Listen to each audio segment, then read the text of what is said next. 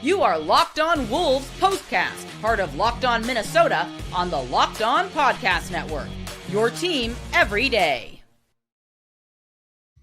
T-Wolves bounce back in Miami. They take down the Heat tonight, 125-115. That was the final. What's going on back in the lab? Back at it. Another T-Wolves POSTCAST, all part of the Locked On Podcast Network, which thanks to you guys, the #1 sports podcast network. That's Jack Borman, Wolves expert, NBA expert. Give him a follow on X at Jared Borman13, Luke Inman at Luke_Spinman. And of course, follow our guy Ben Beacon as well, host of the Locked On Timberwolves show each and every day. Lots to get into here. Jack, game MVP. I want to go over the biggest X factor from tonight, plus what we'll be talking about tomorrow. Just off the top, though, Wolves coming off that pathetic game, I guess that's the word to use, against just not a very good Atlanta team that had lost 7 straight, obviously. Then they get these 2 days off. They come in tonight looking to bounce back, kind of find some momentum, find some rhythm right in the middle of this 4-game road trip against a kind of unique opponent with Miami too, which we'll get into. But Wolves started out hot in this one, 11-0 run early on. More importantly, they finished hot in the fourth quarter, and they kind of ran away with it. Ant with 33, Reid, he was in fuego as well, 25 off the bench. 22-13 now, that's the record on the year. Start as we always do. Give me your big picture, kind of knee-jerk reaction tonight, Jack. I mean, these are the Timberwolves that we know. It's just up and down on this roller coaster, baby. I kind of expected the Wolves to respond. I feel like every time things kind of bottom out, the Timberwolves find a way to come back and play really well, and that's what they did. And a lot of times it's because Rudy Gobert is setting the tone.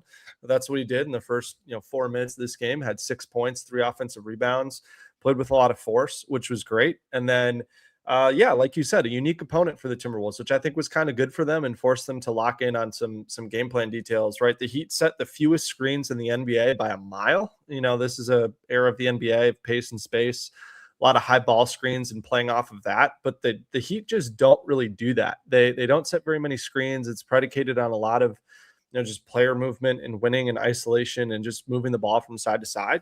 And so I think it provides an opportunity for, Timberwolves defense that really has struggled without Rudy Gobert to just kind of not have to worry about switching quite as much and just stay solid on their guys. And I think that's what they did. They defended well in isolation. They kept, the Heat out of the paint for the majority of this game. And again, this Miami team is #1 in the NBA in pace, #1 in the NBA in fast break points. Over the last 5, they held Miami to 10 points on the break tonight, which was great. And I just think, they stepped up to the plate and handled the challenge, right? Kevin Hansen, assistant coach, said at halftime the Wolves did a great job paying attention to details with the game plan. I thought they did that. And it was good to see the Timberwolves get off to a good start, right? This is a team that for the majority of the month of December has been a really bad first half team, has let all these teams get out to big leads, and then they've had to kind of dig themselves out of the hole in the second half, but they didn't have to do that, right? The starters played very well early in this game, especially Anthony Edwards. We'll get to him. But I thought all 3 stars really got in a rhythm for, in the first 18 minutes of this game and then stayed in it for the remainder of the game. I know Rudy Gobert had some foul trouble, but that was great. And then, the bench got active later on in the game. And right, they had that 19-4 run without Anthony Edwards and Julius Randle on the floor for pretty much all of that. And and then the last note for me off the top too is just really nice to see the Wolves move the ball against a zone, right? I think Timberwolves fans have kind of moaned and groaned when defenses have played zone, or opposing teams have played zone against the Wolves, just because it tends to bring out the worst, or at least they think that it tends to bring out the worst of the Timberwolves. But really all season, I think the Timberwolves have done a good job of moving the ball against zone defenses, and they had an offensive rating of 150 in that third quarter, in which Miami almost exclusively played zone, especially once Gobert was off the floor. So they won 24-21 in that stretch. So, they needed to win with offense if you're going to play Mike Conley, Bones Highland, Ant, Nas, and Julius out there at the same time. And they certainly did that. So it was good to see them, kind of prove to themselves like, hey, we can win with offense on nights when we bring it. Yeah. Nice bounce back win for sure. Plenty more to get into, but let's get into the player of the game, the MVP. Let's hand out some flowers here. This is the Locked On Player of the Game. So again, Ant leads the way, 33. Nas, 29 off the bench in 25 minutes. Then you got somebody like Julius again, who we'll talk about later in segment 2, but 23 points, 10 boards, 4 assists, couple different options, couple different directions to go. But you tell us, tonight's player of the game for the Wolves, who was it and why? It's Anthony Edwards for me. I just thought that in the first half of that game, again, just totally dominated the Heat defense as a scorer. And I think he's really mastered the art of scoring in the NBA, especially in today's day and age, now that he's got kind of that mid-range and post-up game that he's got. 33 points on 19 shots tonight for Ant. He made 8 of his 11 twos.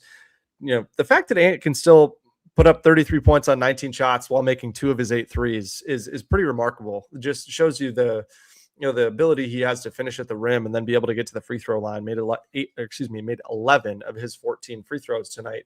And then it was just the start of the game, right? Led a personal 11-0 run to just kind of grab hold of the game. And I think when you're playing a team like the Heat that wants to play really, really fast, has kind of a unique style of offense that they play, and really fly around, they can play 10, 11, 12 guys just to be able to have bodies to throw at you defensively.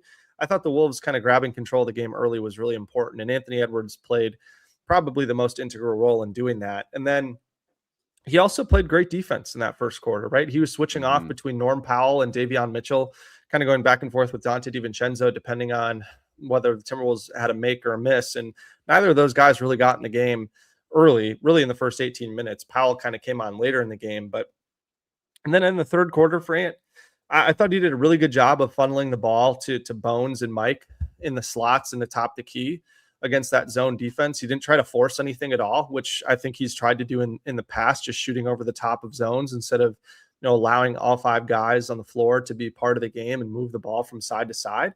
And then he just trusted Naz and Julius Randle to finish plays, and that's exactly what they did. And then in the fourth quarter, kind of the same deal, right? Where everybody else has it rolling. He comes in and just kind of fits in. He doesn't need to, assert himself in a way that's, not necessarily riding the wave that his teammates have created. But then, when things kind of got out of control, the Heat started to really chip into the lead, get the crowd back into it. Ant just kind of delivers the gut punch and one in a huge spot to kind of put the game on ice. So that was great to see. And I thought that he played all the right notes offensively in this game. He had, what do you have in this game? I think he had 2 turnovers in this game, and one of them was a double dribble kind of in transition that right near the end of the quarter, I think in the first quarter. So for him, I mean, it was a really clean game, and 5 assists for him is a really good night. So it was really, really strong performance from Ant again tonight. It's time to reveal who made the biggest under the radar impact with today's X Factor. Again, couple different options here for biggest X Factor. 125 points scored. I'm looking at DDV, 31 minutes, only 11 points, only 1 of 8 from 3, but a team high plus 24 in the plus minus. But a couple different options you could go. Biggest X Factor for you tonight, Jack. Who was it? Why? Sorry about that. Yeah, for any of you gambling out there, I highly recommend looking at that Dante DiVincenzo rebounds plus assists line, because he's just been hammering that over, constantly over the last 5-10 games. 8 boards, 4 assists. Yeah. But for tonight, I got to go with Naz Reid, and it's been a trend all season that Naz Reid has been tremendous in games that the Wolves have won, and he's not been good in the games that Wolves have lost. And I think that he's just been a big catalyst for the result of the game either way, because he unfortunately is shouldering such a huge load for this Timberwolves bench. And tonight he had 29 points, made 6 of his 8 twos, 4 of his 7 threes, all 5 of his free throws, and then layered in 4 rebounds, 3 assists, and 2 blocks. And what was a really good, I think, just well-rounded game from Naz in a spot where the Timberwolves really needed it, especially considering that Rudy Gobert got himself into some foul trouble in that third quarter. And they just needed Naz to be really productive offensively, and he was. I think when you look at that third quarter specifically, he had 11 points as mostly a play finisher against that zone. And when he found himself in the middle of the zone, he made really quick decisions and helped set up kind of hockey assists that created a lot of really good shots against that zone. But another note for Naz, this is coming from Pivot Fade, which is a wonderful site that I recommend to everybody. Naz had 29 points. 21 of those 29 came with Rudy Gobert on the bench. And we all know how good Naz Reid has been alongside Rudy Gobert, but they really needed Naz to turn it up a notch offensively when Rudy was not out there, especially with how poor that Randle and Reid front court has been offensive or defensively. And Naz Reid missed only 2 shots, was 4 of 5 from 2, or 3 shots, I guess, 4 of 5 from 2, 3 of 5 from 3, made all 4 of his free throws with Rudy off the floor. And he was in a really high usage spot there. He only committed 1 turnover, and we know that fouling has been an issue for Naz. He only committed 1 foul, and he had 2 blocks in the minutes without Gobert. So, yeah, I mean, and then looking at Naz coming into tonight this season, he's averaging 16 points per game on 50, 41, 85 shooting splits with 6, let's call it 7 rebounds, and has about a 2-to-1 assist to turnover ratio. But then in losses, it's only 11 points a game on 37, 28, 69 shooting splits, about 6 rebounds, and an assist to turnover ratio of about 1. So I think for Naz, trying to get him into the game as best they can is super important, and he's really been a driver of the outcome of the game. And then while we're on the topic of the bench, just really quickly, Luke, I think that you've got to give Bones Highland some credit too. I know that he was 0 of 4 from 3 and didn't particularly play his best offensive game. And let's call it the first 10, 11 minutes he was on the floor. He ended up playing 21 minutes, but he had 3 assists, no turnovers. And I thought that he was a catalyst for a lot of good ball movement against that zone in the third quarter. And the Timberwolves were plus 16 in the 21 minutes that he played, which was super important. And then for Bones too, he definitely got hunted defensively. Like, we're not going to shy away from saying that Bones was not good defensively and needs to be better on that end of the floor. But I do think that the Wolves can insulate him a little bit with playing Jaden and Jalen Clark out there alongside of him, because a lot of Bones' minutes have been coming in the non-Rudy Gobert minutes as a scorer to kind of play out there alongside Julius and Naz. So that was really important for him as well. And just for the Timberwolves bench tonight, right? It was good to see them get above, that 40 mark, had 40 points, shot 56% from the floor. And then, I think did a good job of shooting it from 3 as well. 5 of 13 from 3, which is what you want to see. Yeah, a lot of good stuff there. A lot of good takeaways from this game. Plenty more deep dive as well. What will be second guessing though from this one? That's all coming up right after this. Quick reminder, tonight's episode brought to us by Monarch Money. You ever go check your bank account and go, where'd my money go? Online shopping, entertainment, dining out, so easy to lose track. That's where Monarch Money comes in. Not just another budgeting app, it's a complete financial command center. You can track all your accounts, your investments, your spending. It's all in one place, so you stop just managing your money, and instead you start building some wealth. Take control of your finances with Monarch Money. Use the code LOCKEDONNBA at monarchmoney.com. You're getting 50% off your first year. That's monarchmoney.com. Code LOCKEDONNBA, half off your entire first year. This episode also brought to us by Prize Picks. Without a doubt, most fun I have playing daily fantasy. You can win up to 25 times your money this NBA season. Why I love it. So easy to play. All you got to do, you select 2 or more players, you pick more or less on their projected stats, and that means it could be points, rebounds, assists, 3-pointers, you name it, they got it. Take your pick. Plus, they now offer Apple Pay, quick and easy deposits into your account all season long. Right now, go to prizepicks.com/LockedOnNBA. Use the code LockedOnNBA. You get a first deposit match up to $100. That's promo code LockedOnNBA at prizepicks.com/LockedOnNBA. 100% bonus match up to $100.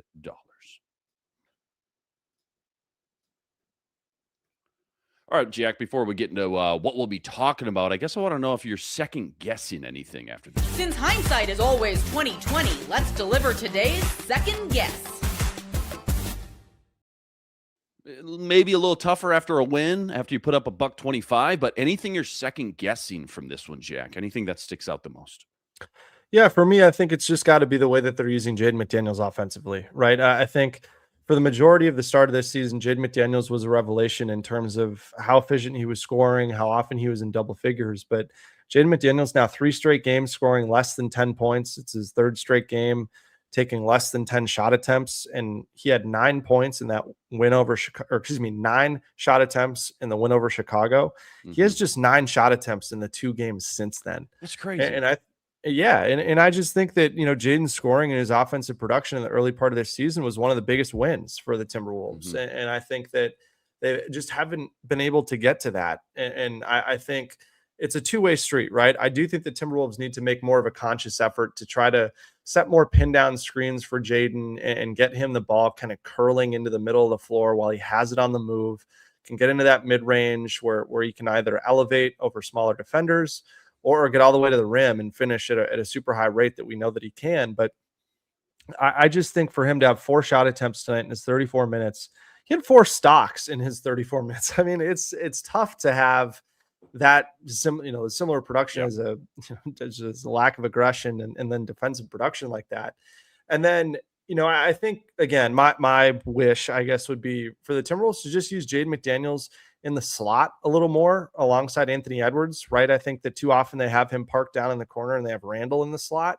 Yeah. I'd like to see them, especially in the minutes where Jaden's playing in the non-Rudy minutes, for him to be more aggressive as a scorer, right? I think you can use Randall in the dunker spot a little bit more and get Jaden in the slot, or if Ant gets doubled or blitzed, off a screen and roll, Jaden can catch it and kind of go or shoot open threes. And that's just what they need from him. Again, from Jaden too. He was taking a lot of threes early on in the season. So his last 2 games, he's taken 2 and 3 3-pointers. But before that, 3 of his previous 4 games, he took just 1 3. And I think they just need more from him. And then I also want to see the Timberwolves use him more in the pick and roll game, both as a handler and as the screener. I think he's been playing the de facto center spot for the Wolves when Naz and Julius have been the front court. And so I don't know why they couldn't use him in a pick and roll with Naz Reid or Julius Randle or whoever the case may be, and just kind of get him more involved, because they just need his production as a scorer. I know maybe tonight's not the best night to talk about it, considering they scored 125 points, but I still think that, this looks a little bit differently if Naz doesn't score 29 points, right? And Naz maybe scores closer to 20. I think this game's a little bit different. So I think they need more from Jaden. I think it's a two-way street. Jaden's got to be more aggressive, and I think his teammates and Chris Finch can be a little bit more intentional about the way that they're getting to him on the offensive end of the floor. Yeah, good point there. I mean, anybody who's watched the Wolves this season, Jack, it knows that we're all thirsty for some more Jaden McDaniels offensive ball. Rapid fire, quick hitters. Give me your top 1 or 2 kind of noteworthy observations, I guess, from this one. Rotations, minutes, whatever it may be.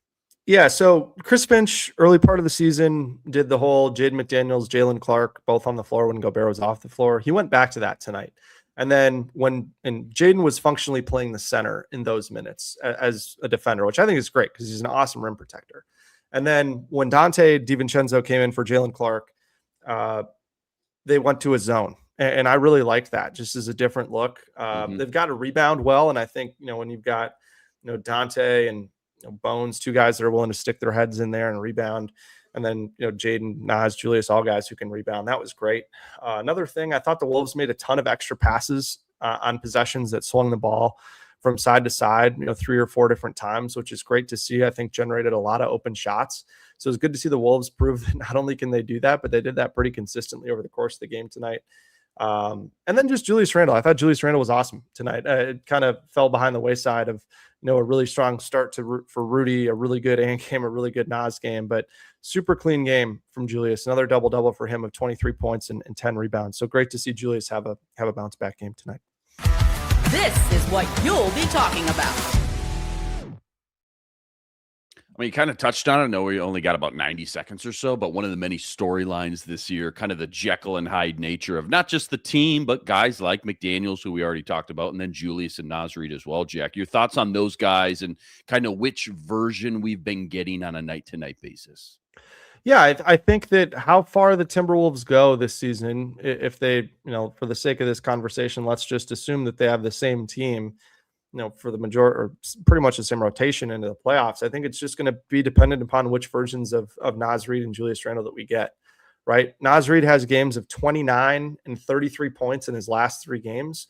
He only had only scored at least 15 points once in his previous 5 games before that. So, and then had 0 times in his last 7 games before that. So I think for Naz, I think sometimes with fans, these outbursts can buy him a 3 or 4 game stretch where he's not playing his best offensively. But I think, we need to hold him accountable because he's been really good in wins and not great in losses. And he's a super important part of this team. So I think Naz Reid is a scorer. I'm glad that they're kind of, if Jaden's not going to play well as a scorer, I'm really glad that Naz has been able to step up in those minutes.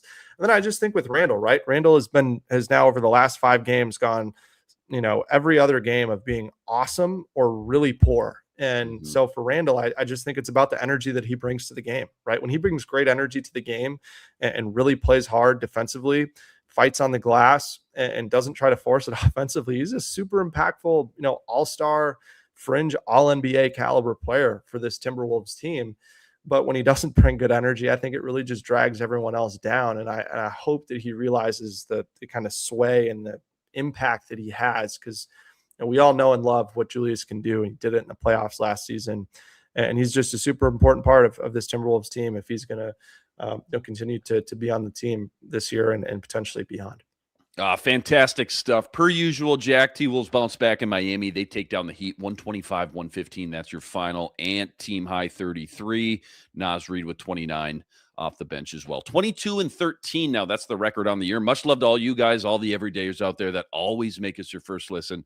All you guys coming in the chat with us from game to game as well. Like and subscribe if you haven't already. And you got to go follow Jack at Jared Borman 13. We'll catch you back here tomorrow evening. Wolves head to Washington, 5 p.m. tip for that. Until then, thanks for watching. We'll talk to you next time. Signing out.